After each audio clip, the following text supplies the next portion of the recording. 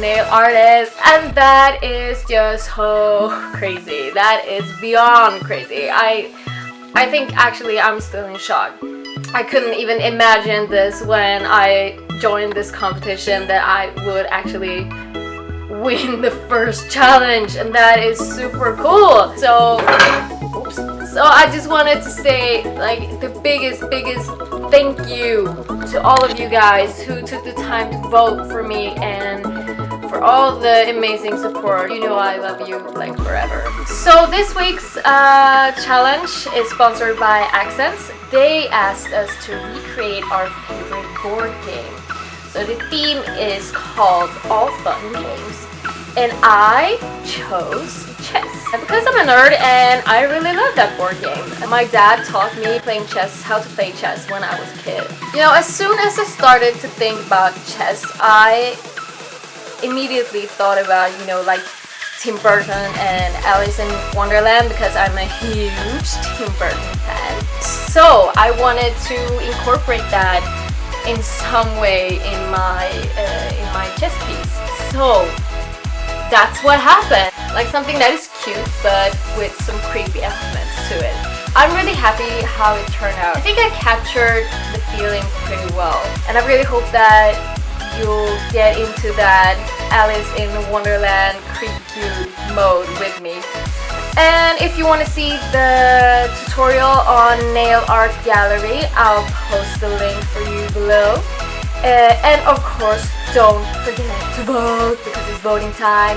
You can vote up till Thursday, like midnight or something.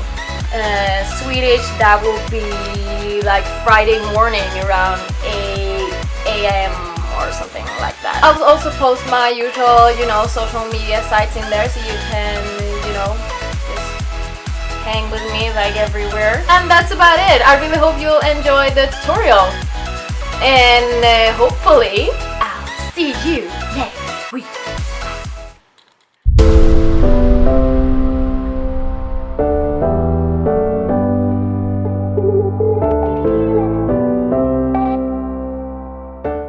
I started off with a new fresh set of nail tips and buffed them up. I first placed a form onto a brush and then placed the smallest tip over it. Then I created a shape to look like the top of a shield using gel. And when it was fully cured, I used my e-file to perfect the shape. Then I started to draw the chest pattern using a small hand-cut striping brush and black acrylic paint. I filled in all the black squares and buffed the gel parts of the two shields to prepare them for gel. The next step was to create the marble area.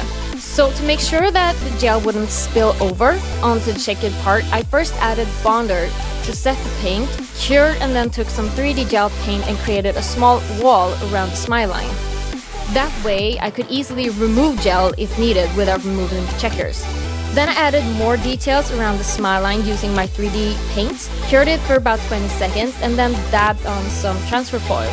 I made sure not to make it even to get that old worn out look to it. For the shields, I added some white 3D gel paint to create the shape I wanted and cured. For the liquid stones, I added some red and blue glitter at the base, then filled it up with some clear builder gel and cured.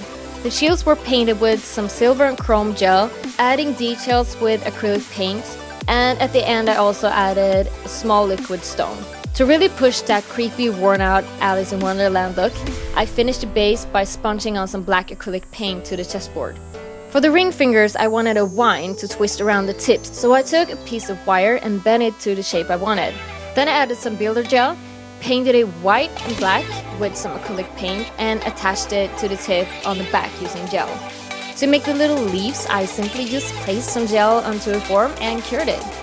I painted them white or black and attached them using gel. It was a little bit tricky, but the real trick here is to cure them for just a couple of seconds at a time and then set them in place after each cure, because they will slide off if you don't. And to get 3D gel advanced. To create my kings and queens crowns, I took some clay and shaped it to the shape I wanted. Then I placed them on a form, poured a lot of gel over it, cured, and then perfected the shape using a hand and e-file. The tower and the pawn were both made in the same way as the crowns. Then I painted them with some acrylic paint. The horseshoe, representing the knight horse. Horse knight? I know, you know what it is. Was made with builder gel on a form, then shaped with the e-file. To make it look old and worn out, I used a mix of different acrylic paints. The cross, representing the bishop, was made in the same way as a horseshoe, only using gel on a form and then filing it to the right shape. Time to paint up the crowns. I finished the shape by building it up using builder gel and filing it.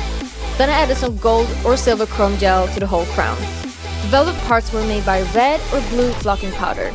Here you have all the 3D pieces ready. The horseshoe got some black spots made with acrylic paint. The tower got some hand-painted bricks. The pawn got some dimension and shadows and a crack going straight through it. The cross was painted with some gold chrome gel and pimped with a couple of stones and studs. And what is a crown without some serious bling? I finished off the crowns by adding a lot of embellishments and using gel, of course. The last thing I needed to do was to make all the tips matte using a matte top gloss, adding the large 3D pieces on the tips using gel, and what is a Tim Burton or Alice in Wonderland set without some creepy blood, using 3D gel paint, of course.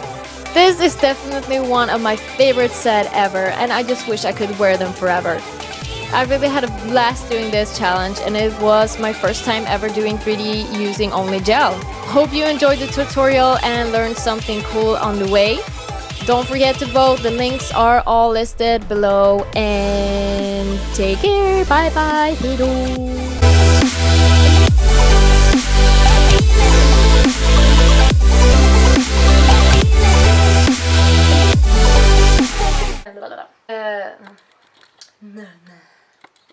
No.